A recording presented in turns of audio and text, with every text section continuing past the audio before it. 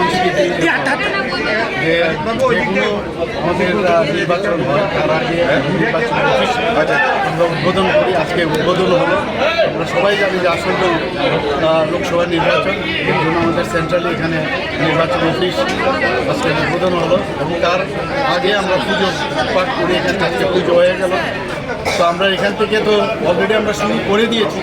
তো মাননীয় প্রধানমন্ত্রীজিকে আমাদের যে দুজন প্রার্থী, আমাদের পশ্চিম আসনে প্রাক্তন মুখ্যমন্ত্রী এবং রাজ্যসভার যে সদস্য বিপ্লব কুমার দেব দাঁড়িয়েছেন, আর ইস্ট কনস্টিটিউন্সিতে আমাদের মহারানী কৃতি সিং দেববর্মা মহোদয়া দাঁড়িয়েছেন। দুটো সিটে আমরা জিতব। এখানে আজকে নির্বাচন অফিস উদ্বোধন হলো। আমাদের কাজকর্ম এখান থেকে এখন সব চলবে এবং নিয়ম।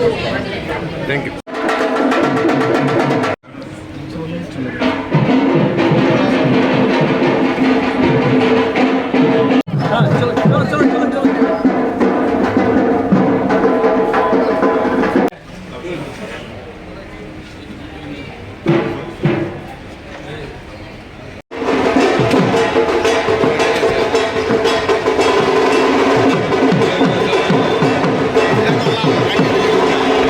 পার্টির সংস্কৃতি যে যেগুলো আমাদের নির্বাচন হয় তার আগে নির্বাচন অফিস আমরা উদ্বোধন করি। আজকে উদ্বোধন হলো।